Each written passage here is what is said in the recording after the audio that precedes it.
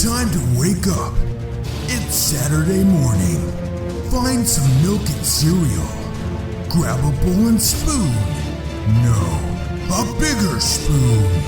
Head to the living room and take a seat on the floor while Joseph and Chris present to you Saturday Morning Cartoon! Hello everybody, welcome to Saturday Morning Cartoon Boom! This is a show where we wake with the Saturday morning sun, plop down on the floor with a big bowl of sugary cereal, and watch all your favorite cartoons, both old and new. I'm Joseph. And I'm Chris. And this morning, we watched Star versus the Forces of Evil. Such a cool song. Like, at my funeral, that song needs to be playing. Oh my gosh, yes. You know what? I want that. If I could rig something up to every time I entered a room, that is my theme music. That's what I want. You know? Yeah, but they have to listen to the whole song, not just a snippet of it. I'll walk into the room real slow. Yeah. But then you're like, oh, I forgot something in the other room. And then it starts playing in the other room again. Just to walk back in so they have to listen to it again. Yeah. Oops, reset. I mean, either way, this song's worth it. Maybe you would get tired of it after that room entering thing, but at this point, I love it every time I hear it. It'll never get old. A lot of times when I watch a cartoon, like I'll skip to the intro after I've seen it a couple times. But this one, I wanted to see it every time because it's not only is it a great song, but it's also got a really funny intro to it. Like the animations are great. We are having a good time and just in the intro alone. So that just preps you for what's going to happen in the show.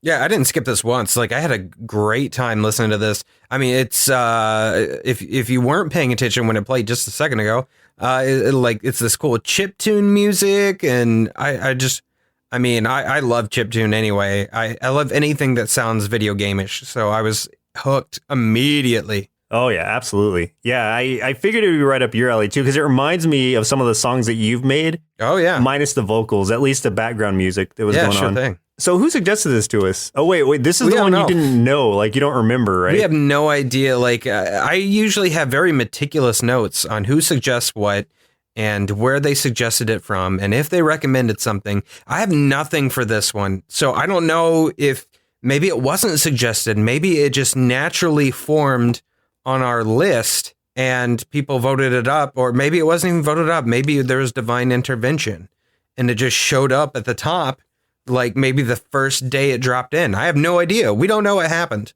I'll tell you who it was. If it was divine intervention, it was Kenneth Chisholm, the internet. Kenneth! Oh, thank you so much, Kenneth. I really appreciate you. He's blessed us with this show. Yeah. So Star versus the Forces of Evil started in 2015, and it's actually still going. Created by Darren Nefsey, produced by Disney Television Animation, so far for 3 seasons, 56 episodes on the Disney XD network from 2015 to 2018, and then just on Pure Disney Channel from 2019 to, 2019, because that's what it is still. For a short synopsis, written by Anonymous, our good friend, intergalactic warrior Star Butterfly arrives on Earth to live with the Diaz family. She continues to battle villains throughout the universe and high school, mainly to protect her extremely powerful wand, an object that still confuses her. That's true. Like, she has no idea how to use that thing, really. Yeah, and I guess, is she like a well, maybe it's just we didn't see enough of it to really gather all of this, but I didn't know she was, protector of her universe. I thought it was just, they were royalty there. I think that if I remember, I think there was a brief hint that that's what she's supposed to be in that first episode, but that she wasn't going to get to do it because, obviously she can't be trusted with that kind of power. At least, they make her practice somewhere that isn't their own kingdom. But I think there's probably a lot more that we didn't see. That's my one and only gripe about this show is it moves so fast. They really cram a lot of stuff in there and they go through it really quickly. And I'm like, while I usually appreciate short episodes, this one I was like, dude, no, I would hang out for an extra 16 minutes for this. Like, give me a little bit more, please. Yeah, that's exactly true, because in the last episode we watched, it was a full 22 minutes. Yeah. It still went by so fast. It felt like it went by so fast. And I was like, that was really a full episode? Jeez. Yep. And I'm not saying anything negative about it. I loved it, but I do wish they had extended some of those episodes.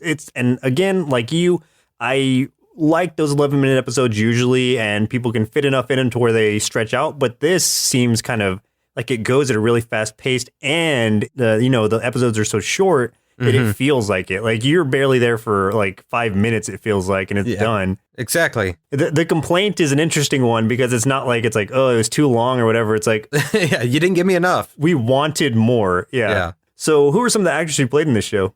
I'm glad you asked, Joseph. The voice of Star Butterfly was provided by Eden Scher. The voice of Queen Moon and the character of Jackie, voiced by Grey Delisle Griffin, who we heard several times throughout the course of doing this podcast. She's in Avatar: The Last Airbender, My Little Pony.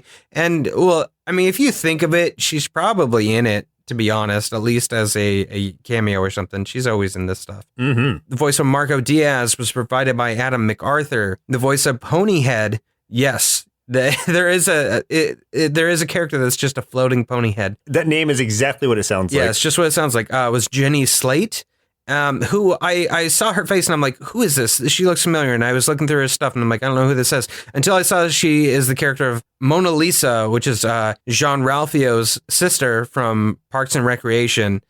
And then I thought of Ponyhead's voice and I'm like, yep, definitely her. Tom Lucitor was voiced by Ryder Strong, which is he played Sean from Boy Meets World way back in the day. Oh, no way. Yeah, that's awesome. dude. And still has probably the most BA name I've ever heard of. Ryder Strong. Like he could give, like his name could give Sam Elliott's voice, a run for his money. So yeah, those two should be merged into a single unit. They need to be. Yes, I love it. The voices of both King Butterfly and the villain Ludo was provided by Alan Tudyk, who is a favorite of ours. Everyone loves Alan Tudyk. You can't not love him. Firefly, Dollhouse, Moana, Star Wars Rebels, Star Wars. What was the other Star Wars movie? Star Wars Rogue One. He's in everything these days too. And Tucker and Dale versus Evil. That's one of the best horror comedies I've ever seen in my entire life. So you guys know who Alan Tudyk is. I don't even need to keep doing this. Con Man. You seen Con Man? It's a fun show. Him and Nathan Fillion. And finally, the last person I added on the cast list here is the character Toffee, who we didn't get to see him a lot of, but we know that he's very important. This was voiced by Michael C. Hall, who is the guy that played Dexter in Dexter. Oh, wow. I love that show. That's one of my favorite shows of all time. I didn't know that he had been doing any voice acting, so I got super excited because he's a fantastic actor. And I want to include that in here. So yeah, amazing cast in this thing. I mean, we've got some new people that are very talented. Like Eden's voice for Star was fantastic. Adam voicing Marco was really good. And then we got like some really awesome star power here with people like Grey Delisle and Alan Tudyk and Michael C. Hall and Ryder Strong. It's just so awesome. So I was having a great time just listening to this cast. It's understandable that the cast can be so great and diverse because it's a Disney product. But it doesn't feel like a Disney product. I don't know. Like I don't know if that makes sense. Like it seems almost independent in that way. Yeah. Oh, it's got so much production behind it, and they spin that well. They treat it so well. Yeah, they do. But for a few tasty marshmallows out of our big bowl of Star Butterfly cereal, this is the third Disney television animation series to be created by a woman, following Pepper Ann from '97 and Doc McStuffins from 2012. So there's only the third. So Darren Nefsey is a woman. I didn't know that at first when I read the name. Oh, I wouldn't have thought that either. Okay. Yeah. It's interesting. The tagline, "Move Over, Shep Ramsey," was an obvious nod to 91 Suburban Commando, which the main protagonist, Shep Ramsey, Hulk Hogan, an intergalactic warrior, goes to stay with the Wilcox family as a tenant, whilst doing battle with the evil General Suitor and bounty hunters sent by Suitor to Earth to deal with him. In this cartoon, Star Butterfly is an intergalactic warrior whom lives with the Diaz family whilst fighting the forces of evil. Yeah, so it is very much inspired by Suburban Commando of all things. What a weird tie-in. Can I make a confession? You've never seen Suburban Commando? I've never seen it, no. In fact, I've avoided almost every Hulk Hogan movie except for the Rocky movie he was in. What was that, Rocky 3, I think? when he played Thunder Lips. Yeah. As a general rule, I avoid Hulk Hogan. Unless it's like actual wrestling, because he was great back in the day. I don't remember if I've seen Suburban Commando. I assume I have because it was like when we were growing up aimed towards us, kind of. Yeah. I don't know. I don't remember anything about it if I have. But I mean, just seeing the description of the movie makes me think of the show immediately. So yeah, I could see how that inspired the show for sure. We should watch it. We should, not for the podcast, obviously, but we need to watch it, brother. We should. And just come back with our knowledge of Suburban Commando and Star vs. the Forces of Evil. We would have seen it in reverse where we're like, oh, Suburban Commando must have been inspired by Star vs. the Forces of Evil. I think it was. I mean, yeah, probably. It was a whole time thing. Yeah, it was. It's just time is just in flux at this point. We all saw it coming. And according to Darren Nefsey, Star is based on Sailor Moon. Yeah, I can see that. Yeah, you could see that, especially with the wand, because that's like very, very similar to the one that Sailor Moon has. The wand, the blonde hair, the fact that she's very clumsy. Yeah, there's quite a bit that I got from there, but it was a really nice homage to the character. Yeah, definitely not like a knockoff at all, or with the whole transformation scene or anything. Like I didn't get any of that from it, but it was just like a light inspiration. Yeah. And really, like this show kind of felt like Gravity Falls to me, just as far as the style goes. Yeah, so this character to me was like if you crossed Sailor Moon with Mabel Pine from Gravity Falls. Like it was basically that character, and it was great. Yeah, it was the goofiness of Mabel with the powers of Sailor Moon and kind of the awkwardness. Yes. Yeah, I totally agree. So, had you ever heard of this before? Like it was suggested by whoever suggested it to us? No idea. But as soon as I saw the artwork for that show, like I knew this was going to be something big. Oh, same. Like I never heard of it. Like I don't know why no one ever mentioned this to me or compared it to anything that I've ever seen or done. But this was right up my alley. Even from the cover art, like the images that we were looking through on IMDb. Oh yeah. Like some of them look like classic monster movie posters, stylized like the show, but in that same fashion. And so that got me super pumped about it just in general. Even before we watched any of it or knew anything about it, the artwork had me hooked and the show didn't disappoint at all. Absolutely. Like it was better than I expected, honestly. Oh yeah. So let's go ahead and jump into the episodes we watched for today's show. The very first episode, highest rated episode, and finally a random listener chosen episode. Order may vary depending on how these episodes fall chronologically, but of course we have to start with the very first episode, which was Star Comes to Earth, Season 1, Episode 1A. And like I said, these are 11-minute snippets, so there's 22-minute episodes split into two, and so we, like we do generally with these, just watch the single segments of them. But the last episode we did end up watching happened to be a longer one, which was the full 22 minutes. So just to preface that a little bbit. Yeah, this intro is really funny. So we see that it's in like some sort of other world or other dimension in kind of like a I want to say a fantasy setting, but not all of it was that kind of thing. It's like a weird sci-fi fantasy thing. It's almost like anything goes in the way that like in Adventure Time, anything goes, you know? Yeah, where it's like, it's kind of like, it's fantasy-esque. Think of like Neverending Story almost, where it's like a combination of ideas. Yeah. So she is turning 14, I think. Yeah. Yeah. So and with turning 14, she's inheriting this thing that gets passed down through their family. And this is going to be this wand that gives her these powers. And I guess we now know that it's basically because she's going to be the protector of her kingdom. However, she has like the most ADD not just ADD. She has the most like ADHD personality and is just constantly knocking into everything, knocking stuff over. Like she jumps on like a big monster and it's running around. It's knocking into all kinds of things. Well, she accidentally turns a butterfly into a big monster. Yeah. So she shows up to this big like ceremony where they're supposed to be getting it.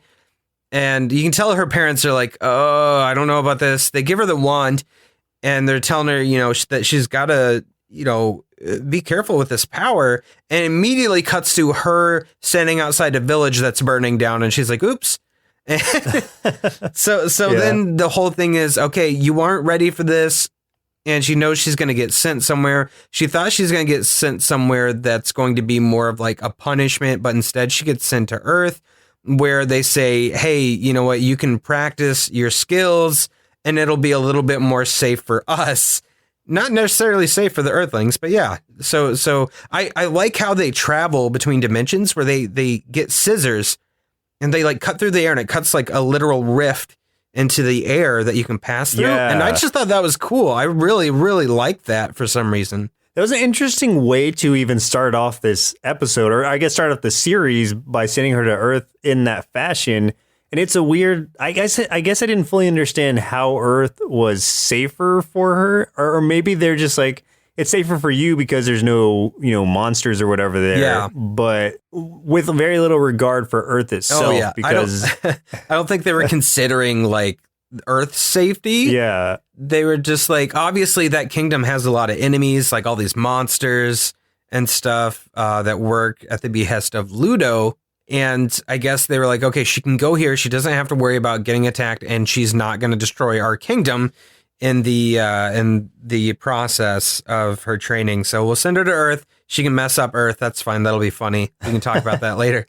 And so when she does get sent to Earth, we kind of cut over to the school where her parents bring her to the principal's office, and they're trying to talk to her about how they're from different dimension, and they're trying to help her apply for school there. Principal's just like, no, like, you're thinking they're crazy. And they pull out that like chest of gold. Yeah. And she's just like, oh, okay. All right. She'll have a great time here. She'll fit in perfectly. Yeah. Yeah. And then she gets paired with Marco as like the, show her the ropes kind of thing, because Marco was voted the safest kid at the school.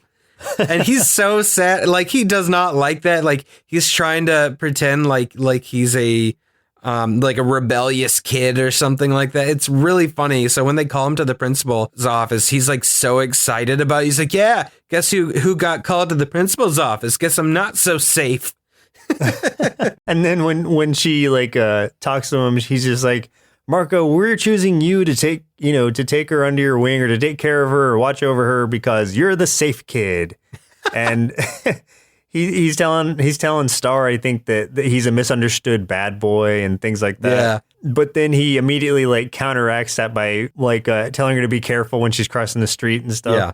And he keeps going, oh, don't step on that crack. And things like that. He's constantly keeping her from, just the most mundane things, like stubbing her toe or bumping into something, What I like about that is I had a friend like that when I was in high school, because the crowd I ran with, a lot of us were apt to getting into a little bit of trouble. Some of us more than others. And I could see that. Yeah.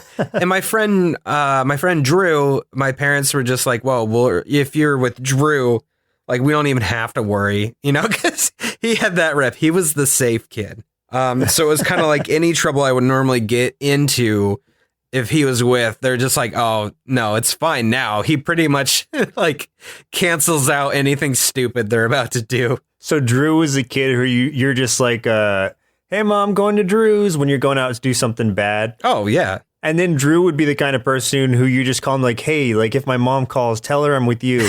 And he would do it. Oh, I know Drew's. That totally, yeah, everyone's got one of those guys, or at least had one back in the day. Yeah. Everyone's got that friend, the safe kid. What ends up happening, though, in this is they part ways, and Marco's like, no, I don't want any part of this or whatever. Star ends up showing up at his house, and his parents are greeting her and stuff, or helping her settle in. And he's just like, what are you doing here? And she tells him that basically she's going to be staying with him. They're going to be roommates. And she didn't even know that was his house, but hey, what a coincidence. Yeah. And one of my favorite parts about this is where she starts using her wand, and then she summons those puppies. Yeah. And then it's like, oh, cute puppies. And then the puppies start shooting lasers out of their eyes. Just destroying everything. That made me laugh so much. I don't like more than it should have because of just the thinking of the implications of these little laser-eyed puppies and watching them wreak havoc accidentally. It was so cool. Well, so good. One thing that they're good with on this show is the timing of these jokes and stuff, because it's like, you know, you get that couple seconds of just cute puppy wagging their tail, and then all of a sudden just lasers blasting everywhere. So they nailed that with the cartoon. It was just fantastic timing. One of the lasers like hits her dad or hits his dad in the eye. Yeah. And he's just like, oh my eye, but they're so cute. But he's so joyful. And then like that keeps happening. Marco is already not happy that she was there because he was getting so annoyed with her, showing her around school and all that stuff. So then like when he like takes her upstairs to show her what her room's going to be, then she like summons all this stuff and her room is just immaculate and really cool. Then he shows her his room and she tries to like upgrade his room a little bit for him. Instead, she just completely destroys it by opening like a vacuum in the floor and all of his stuff gets sucked away and it's just gone. And then she tries to cheer him up by summoning a little sunshine for him. And that little sun pops over his head and that turns into a rain cloud. Then it starts raining on him. And then like she accidentally like, what was it? Like she knocks him out a window by accident or something. And he falls into some cactuses. His life sucks. I like when he is at the gas station, like trying to get somebody to go like buy him something to eat or something. They won't let him in because he's so wet. Yeah, because that rain cloud's just over his head. What's funny too is he's freaking out at this point, and like he surpassed that point where he's not logical anymore, and it's not like an anger thing. It's just like his character basically went insane and he's just ridiculous, like screaming about how he needs a refill on his Slurpee or whatever. Yeah, like he seems like a drug addict at that point, like standing outside of the gas Everyone's station. trying to avoid him. We saw that she had been followed to Earth by like this orc-looking dude who went back and reported back to his master Ludo. And Ludo, you think he's gonna be this big dude, but he's this tiny little like chicken person. No, I'll tell you what he is. He's a kappa. He's a kappa. Like, so what's a kappa? A kappa is kind of like, I mean, it's a Japanese folklore, but it's kind of like a mixture between, it looks like a turtle, but almost kind of, it does have a beakish kind of face on it. Okay. So that's why, you would have thought chicken, but I wouldn't have thought he was a kappa at first. But then when I saw him in the later episode and he didn't have his hood over or whatever, his hat on, like he had that little hair, that circular thing. And if you just look up like kappas, just Kappa, like that, you'll kind of see the similarities there. Okay. His companion or his like guardian or whatever, the person who was spying on Star, I think his name was Buff Frog. And he's just this big, like you said, ogre looking guy, but he does have like the frog throat thing. There's like the croaking thing. Oh, kappas are gross. What the? Oh, you looked it up? Yeah, they're so gross looking. Yeah. Oh man.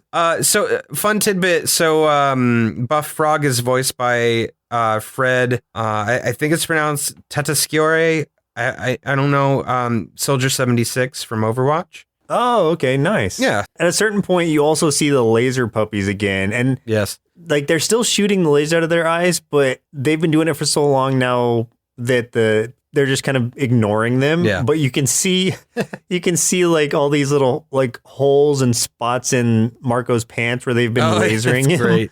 Ludo sends all of these monsters and creatures over to Earth to try to, I guess, capture Star or kill her. I don't know, but I'm guessing capture it since this is a Disney thing. They just want the wand. Okay, yeah, they want her wand. And turns out Marco is like a karate expert or something. Like he's beating everyone up, like doing all kinds of martial arts. It's really cool. And then, of course, I mean, Star's, holding her own a little too, but she's also doing ridiculous things. Like my favorite was the jelly bean hallucination mist. That was oh yes, that was fun. I loved that. Yeah, what that is, when she casts it on, I think Buff Frog, he starts to see jelly beans everywhere, or like he looks at his hands And then his hands like start there's talking jelly to bean. him. Yeah, his hands start talking to him. Yeah, and then after they beat the evil forces and they're fleeing, you can hear Buff Frog. You can see him in the background as he's going through the portal. He's just like, I'm freaking out. Like, Yeah. They basically had him go on a bad acid trip. Marco now is like super excited. He's like, oh my God, are more things gonna come for you? Because like now he's real into it. And then now he's happy that Star is there, and Star is happy that he's happy because she was going to try to find somewhere else to live because she felt bad that she was kind of ruining his life. yeah, but even after he's like, yeah, I want to find more dangerous stuff. I want to fight these monsters and whatever. He still cuts it off to be like, okay, remember to walk at the crosswalk, like when they're at the light. Of course. So he's still the safe kid behind all that. Yeah. Okay, so I have a question, and I might cut this out, but I'm just curious.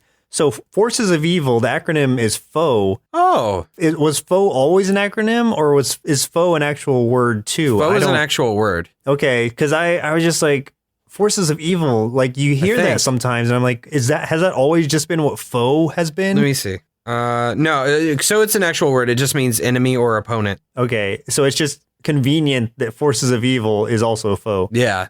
That's pretty cool. I never thought about that. Yeah, I didn't until I was typing out the title for the WAV file that I was putting on just now, and I abbreviate things, so it's just like SVFOE, and I was like, what? That's FOE. Yeah, I was doing the same thing actually. I did the same initial. So the second episode we watched for today's show was Blood Moon Ball, season 1, episode 8A, and this was my pick because it sounded cool. And it was. Of course. When Star attends Demon Prom with her ex-boyfriend, Marco follows to prevent Star from getting into trouble.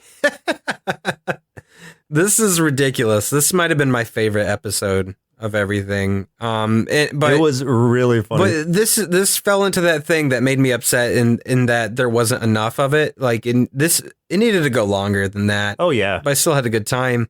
I love like this carriage from like hell shows up, and then the kid that's just playing his guitar doesn't even react to it, except that he's like, you parked in a handicap spot. And that poor horse. Oh. That horse had no. So it's like this skeletal horse, but it can talk, and someone points out, that it's a dead horse, and he's like, wait, I'm dead? Why didn't you ever tell me I was dead? Yeah. This horse is just going through a crisis, and it's hilarious. I loved it. Oh, so the guy who comes out of the carriage is Tom, who is Star's ex-boyfriend. Yes. And he's a three-eyed demon kid, and he's there to take her to the Blood Moon Ball. He comes to Earth to take her to the Blood Moon Ball, which happens every 667 years, of course. One of the funniest parts, though, was the reason, or like part of the reason they broke up, I guess, originally was because he had anger issues. And so we see that he's trying to control his anger issues now because he has a life coach named Brian. I love Brian. Brian and the bunny were the best. Brian is, anytime Tom gets upset or angry or anything, he kind of walks next to him. He's like, all right, don't freak out. Like, it's all going to be okay. Yeah, he's like, let's walk this out. Let's walk it out. Yeah, let's walk it out. And just walk breathe. It out. And that's a regular human. It's not like another demon. It's the kind of guy that you imagine, like if you've ever been to a support group or something, or if you've seen one or would picture one, like this is the kind of guy you would picture. They also have a bunny. Oh yeah, Brian has a bunny too that he lets Tom pet, and that calms him. Tom's been anger free for 53 days, according to his badge. He asked Star to the Blood Moon Ball. She reluctantly says yes. He has to reassure her that he's changed, and that, shows her pin or his pin that he's been anger free 53 days. So she reluctantly agrees. But she's kind of excited, and back home, she's like, getting her dress and getting all made up. And dude, she was super cute. Like when she gets her dress and everything on, she's got the little headband with the, little devil horns on it. And it was adorable. I really dug that, like, that red dress, like a crimson dress. Yeah, that was cool. It was super cute. And you kind of feel like, and I don't know how much of it there was, but you kind of feel like Marco has like an attraction to her. It's hard to say. It really is. And that's another thing I really appreciate about the show is none of it was like as in your face as it was sometimes. All the emotional stuff was really kind of concealed. Like you weren't ever really sure. Yeah. especially on Marco's part, how he felt. Well, and it's a little bit more realistic feeling in that way of, obviously these are off the wall characters, but in the way of how they feel about each other, it is a lot more grounded because, it's not one dimensional. If they do have romantic feelings, and some of this will be addressed in the next episode, there's also, just the friendship and the we have to live together kind of thing, and all that is taken into consideration. It complicates everything. So it's kind of like, they can't just act on certain things. So they treat it like anyone else. Like they kind of dance around it and stuff, which definitely grounds them quite a bit, at least these two characters. I did like when the carriage shows up at their house for her to go. She's like, smells like burnt toast. Oh, yeah. I thought that was pretty good. I didn't understand what Marco was up to. He dressed like a mariachi dude and is just watching TV and like trying to have his own little party by himself. Yeah. He was just trying to party and have a good time and make it seem like, it was fun, all fun over there too, because that's the main reason that Star went, is because I guess he was kind of getting bored or complacent because nothing really exciting was happening where they were. Mm-hmm. Or at Marco's house. So she's like, whoa, this sounds like a fun thing to do. And since Tom is taking anger management, like it won't be so bad, I'd like to go. I just want to do it. Mm-hmm. And so that's what led to that. But then I guess in a way, Marco's jealous that she's out there, not necessarily in a, like, he wants to be with her sense or anything, but like that she's out having fun and he's stuck there doing nothing. Yeah. And he doesn't trust Tom either. And he is a little fearful for her safety. Right. He eventually goes also because the thing that she used to summon her ride to get there, she left it behind. So he did it, ends up there. And he's wearing a Calavera mask, which was pretty cool looking. And while Tom is getting him and Star some drinks or something, he's like sneaks up and he's just like, hey, and trying to talk to her. But there's also like this thing that happens, and I don't remember all the context of it, but the whole blood moon, like the light of the blood moon dance thing. Do you remember what all that was about? In a general sense, at least, I remember that they were saying, like, by the light of the blood moon every 667 years, like if it shines down onto whatever couple it shines down onto, like they'll be like their souls will be bound for eternity. Yeah.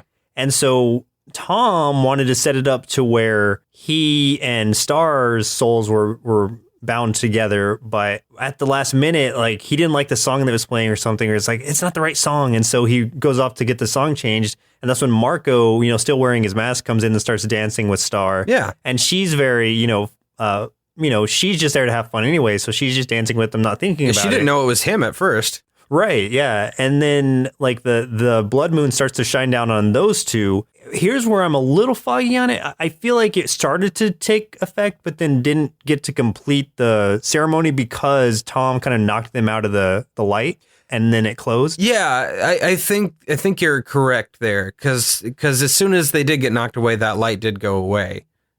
So... But that's the interesting part about, like, do they have romantic feelings? Do they not? I mean, according to whatever the magic is, this blood moon, like those two are the ones to have their souls intertwined forever and thing, and he did show up and they did dance together and she was really into it. And then when she realized it was Marco, she was upset for a second, and then she was kind of into it again, until everything goes to crap. So yeah, Tom is very angry, and poor Brian comes over to do the thing again. He shoves him out of the way.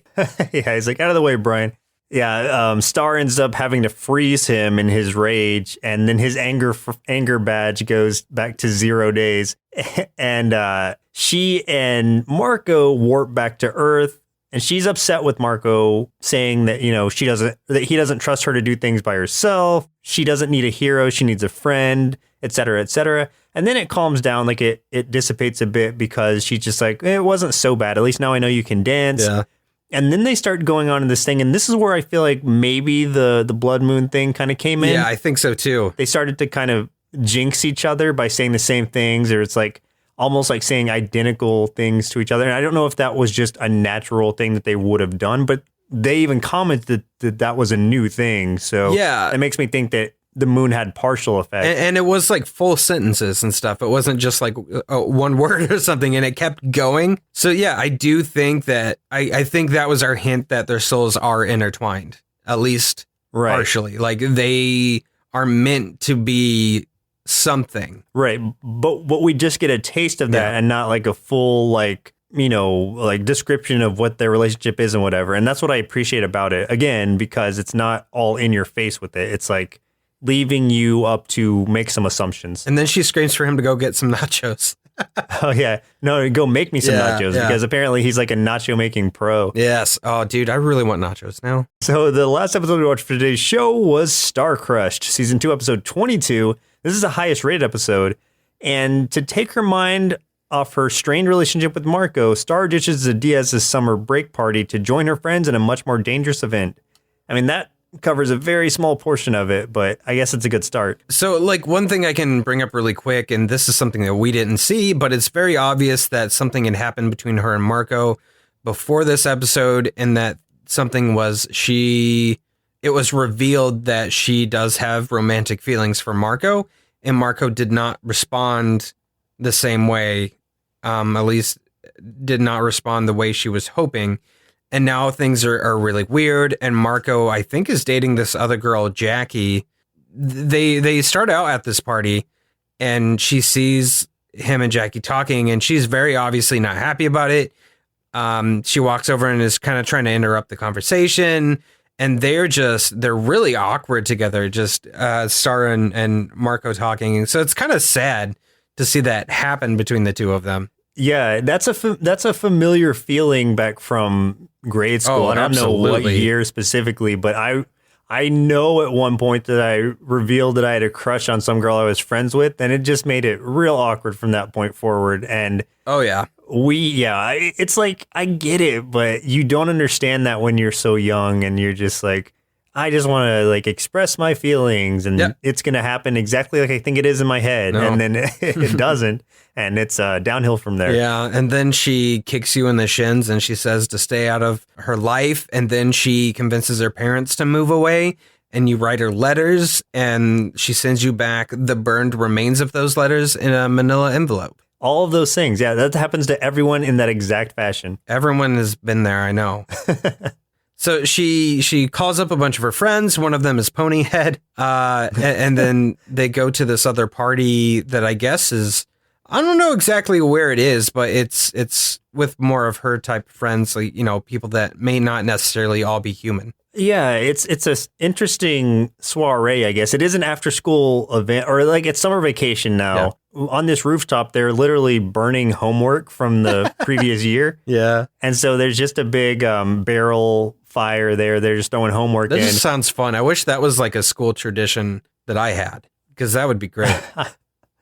I like when the cops came and they're like, "You guys better be doing like a group study project group. or a study group." Yeah, yeah. And they're like, and that one kid's like, "I've never even read a book or something," and that cop gets so mad. Oh, he's so angry. One of my favorite of Star's friends, aside from Ponyhead or Unicorn Head, was Starfan 13. Oh yeah. Who is, I guess. And this is where I have to watch the previous episodes because I'm sure at some point, like this fan of Star came in, or maybe it's just her name, her username. I have no idea. And, but I like their interaction where right after Star calls for her friends, she's like, "Oh, Starfriend 13, you got here fast." And she's like, "I've always been here. I was here the whole time." Yeah. She's just like a little creepy stalker girl, but it's hilarious. And she also sees Oscar, which I guess is, assuming a guy that she's known a little bit growing up. They've got a little bit of history or something. And he's like this, he almost looks a little bit like a vampire in a way because he's got those fangs. Yeah.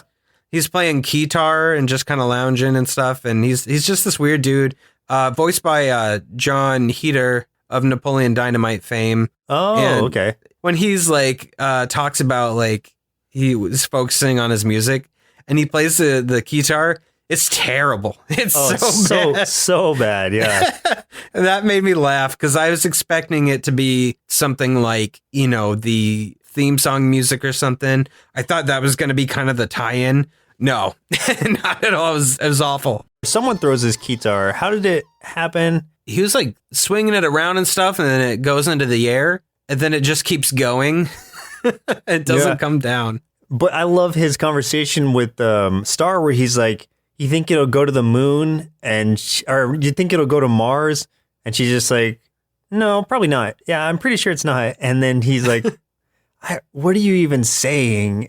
And she's like, "Oh, I mean, yeah, it's totally going to go to Mars." And she's like, so this is interesting to me because I know people who had this happen to them, like in relationships and things. And I semi did something like this before once where like you're trying to get over somebody. And because of that, you almost just kind of pick somebody to latch onto that may have feelings for you. That's not a cool thing to do, but... Well, it's your fallback person, yeah. Yeah, and that's exactly what Star is doing. Like, because she even says at one point when she's talking to someone else, she's like, I guess I have a crush on Oscar. I don't know. Yeah. You know, because it's like she knows she doesn't actually have feelings for him, but she's doing it to try to get over Marco quicker. What was weird here is we see, and I don't know the context of this, we see Star's mom back in their home dimension, I suppose, with a whole mix of really weird characters. And they're storming like this castle, and Ludo's in there, but he looks disheveled. He just looks terrible. Ludo's got like no henchmen anymore. He just looks terrible. And they have this weird conversation. They're looking for somebody. They're looking for Glossaric, I think his name is. Yeah. But then like you see everybody kind of searching for this guy while the queen's talking to him. But then when some of the characters come back to that main chamber, the queen's dead. And like, he is not Ludo. He's been possessed by a character named Toffee, which me and you don't know who he is, but it's very obvious that this must be like big bad of the show. Oh, yeah. And he just starts killing all of these dudes left and right. And it's like, there's some heavy scenes. There's that goat man. Was it the Chancellor? Yeah, the Chancellor. Oh, man. I felt so bad for the Chancellor. Yeah. I didn't realize, like, again, these are kind of, I mean, this was a longer episode, but it's still, the time we got to spend with the Chancellor was so short, but they still really make you feel for that goat man after the end of it. He's got some sort of, I guess, healing ability or soul restoring power or something. He, like, one of them gets killed, he brings them back, and they're telling him, like, you know, stop, like, don't do that. You don't have enough energy to keep that up. Even so, he crawls over to the queen who is dead on the ground as everyone else is getting eliminated, and he revives her. But then he turns to dust, and it's just like, oh my gosh. Yeah, like that was the last of his energy. He resurrected the queen. Yeah. This was after, though, resurrecting like everyone else at least once. Sometimes twice, because he was going back and forth and he just drained his energy out. Yeah. And it was very heartfelt, even though you didn't know this character like at all, or we didn't anyway. Right. You get to see him like sacrifice himself for the greater good in this case. Yeah. And we don't know exactly what's going to happen from that point as far as that goes. But I assume he's going to be either coming for Star at some point, or, well, I mean, we do know, you know, kind of what happens as far as her mom goes, because she does escape and ends up back on Earth.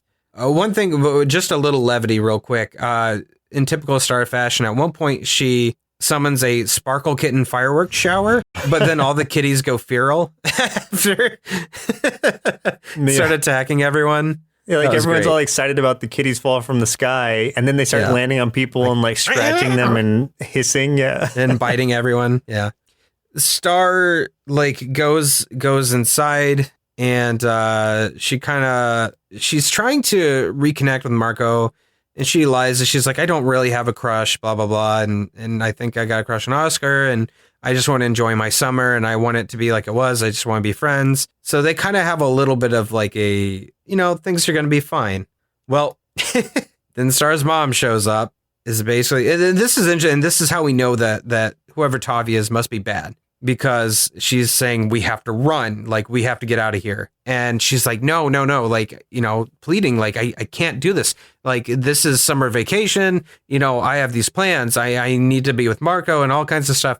And as soon as she says it's toffee, like Star is, it's like a switch goes off and Star is like, yeah, we're running. She's got to go talk to Marco first. And man, that scene was just, that was kind of a little crushing and not in the happy way. It was rough. And this is, again, where it plays itself in such a way that you think you know what's going to happen, but you're not quite sure how or in what way it's going to play out. But it didn't happen the way that I thought it might. It was almost there, but then it pulled back and I'm like, I wonder, it leaves you thinking. Yeah. But basically, like, she comes out and, after the whole thing you were talking about where she was like, I don't have a crush or whatever, I just want things to be back to normal. Like, she kind of just goes back on that fully and she just goes back downstairs and is like, Marco, I need to talk to you, and openly tells everybody, because everyone's staring at them, that she does have a crush on him and she can't help it. And she's not sure if she'll ever see him again because obviously she has to go on the run back to her own dimension or wherever. And so she just wanted to get that out before she left. And he didn't react in a way that was like, like a typical, like, oh, I have a crush on you too. I was just hiding it this whole time. Like, he just was like, I don't know what to say. And then, which is what you do say when someone pours their heart out and you don't feel the same way. After she's running off and he now understands that, like, he may not see her again. Like, that's where he starts running after her. But even then, it's not like a, I want to confess my feelings. It's just like you're my friend and I don't want you to leave. Yeah, I mean, and that's the beauty of it, is we don't know what he's actually thinking because he doesn't say it. But he runs after him, but by the time he gets to that room, that her room, she's gone already. And to make it worse, it just shows the outside of the house from there through the entire credits, and it's just quiet. And you just hear the crickets in the background and stuff like that. And I'm just like, geez, like it was a heavy ending for that it was, but show so far. It topped itself off with a small amount of levity because at the very end of that credit scene, the guitar falls from the sky, the one that the one that was thrown up to Mars, basically, Oscar's guitar, and that was like, oh, that's good. It didn't make it. It does leave on a really heavy ending, and which makes sense because this is the last episode of the second season, so it's a great cliffhanger. Definitely. Well, Chris, looks like it's about time we send our inner kids off to help Marco take care of Star while hopefully not being zapped by laser puppies. Then see what they thought of the show, Star versus the Forces of Evil. This show was a lot of fun and had fun characters. And at first, I didn't like Star, but okay, I lied. I do have a big crush on her, so she should be my next girlfriend. So I rated this cartoon 5 bowls of jelly bean hallucination cereal out of 5. This cartoon had my attention from animation style alone. On top of all that, it just so happens to be a really fun show with immediately endearing characters, a simple but expansive plot, and a boy who seems to love nachos almost as much as I do. Overall, I'd give Star vs. the Forces of Evil 5 big bowls of existential undead horse cereal out of 5, and I highly recommend you check this show out. Now we need to go and set up a nacho cook-off with Marco to see whose nachos really are the super awesomest. I gotta tell you, I do make a mean nacho. I mean real mean, and I don't mean as in they're delicious. I mean as in they will call you names and make you feel bad about yourself. They're just the meanest nachos. They are so mean. Whenever you're making nachos, I don't like to be around your place because I can't handle that. I just can't handle it. Oh God, you just sit there and cry into a bowl of chips and cheese. They hit you at your core, man. They really know how to get you. They really do. So do you have any final thoughts on this cartoon?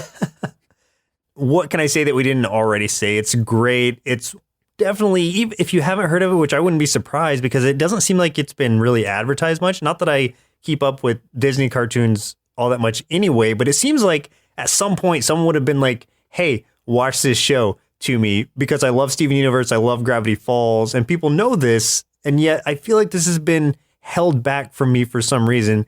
And I don't know why, but I think that you should see it and you should thank us for sharing it with you because you're going to love it. Oh yeah, it is a good looking cartoon. The designs of the places and the colors are just amazing. The character design's fantastic. Like I said, the only real flaw I felt is that it moved a little too fast. And like I said, it's not always bad because I do enjoy those shorter episodes, but those first 2 episodes, it felt like it moved through so quickly that I didn't get enough. You know, I needed more. I needed more of what was happening. I needed more of these characters. And especially for a show that has continuity to it. But that's why this last episode that we talked about felt real good. And it still, like, it had me wanting so much more. So this is something that I really enjoyed, and I'm definitely going to be watching more of it. Like, I can't not watch it. I can't quit it, Joseph. It's like a nacho that doesn't yell at me. I just can't quit it. Yeah, now that I'm all caught up literally on Steven Universe, I have to see the rest of this. Like, this is my next go-to show. It's required. Absolutely. Well, listeners, looks like a milk supply is now on dry, so it's time for us to say goodbye. And next week, we'll be watching The Powerpuff Girls, submitted via Facebook by The Voker. The Voker? Yeah. Huh. It's like that Joker, but you make the J a V, and then you get rid of the last T on that, so it's The Voker. That, you know, what's funny is that's exactly what I thought when you said it, but I was like, is that what it's supposed to be? You know that Voker. I don't know. I don't know how he would pronounce this, or she. That Voker. Well, that's how we have to pronounce it from now on. Exactly. This is forever now. How have we not done Powerpuff Girls yet? This is one of those shows I would have assumed we had done. We said the same thing about Adventure Time. So I think it's just we have terrible memories. And there's so many good cartoons out there that we're just now squeezing in some more amazing ones. So thank you, That Voker, for suggesting that. And thank you, our mystery friend, aka Anonymous, aka probably Kenneth Chisholm, aka the Internet Movie Database, because that's who you are. We loved this one. So this was a great pick. Yeah, thank you for suggesting this to us, Kenneth Chisholm, and the Voker for suggesting the next one, because I know that one's going to be good. Oh, yeah. This made me think of you talking about Kenneth Chisholm and saying the maybe Kenneth Chisholm. That made me think of having a Twitter account that was like at the real Kenneth Chisholm or real Kenneth Chisholm or something. We need to go on a quest and find him. I know, like we've tried, but our quest hasn't. Granted, we haven't put that much effort into it, but the effort we have put has been fruitless. Like, well, I mean, okay. So just for the listeners, for you to know, we actually, I mean, really did try to track Kenneth Chisholm down. Like we found an email address that belonged to him. We emailed that email address. We did some other research trying to find him on things like Facebook or LinkedIn. We haven't been able to nail him down. So we're really actually trying to find this dude. I don't know why. It's like we have to. We got to know if he really is a real person or if he is, you know, an AI system of some sort that maybe we inadvertently created by doing the show. So we're trying. We're really trying. Well, I have to admit to him that I have had a crush on him, and so I need to find him before I leave Earth forever. So, Kenneth, if you ever hear this, we're trying to find you, buddy.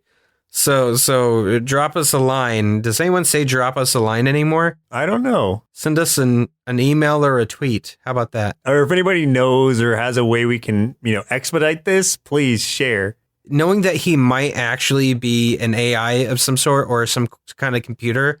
We get fan art of Joseph and I would love to see some art of Kenneth Chisholm. Like, I want to see what you guys conjure up in your heads when we're trying to find this maybe human, maybe cyborg, maybe just AI person. So just throwing that out there. I'd love to see that. What does at real Kenneth Chisholm look like?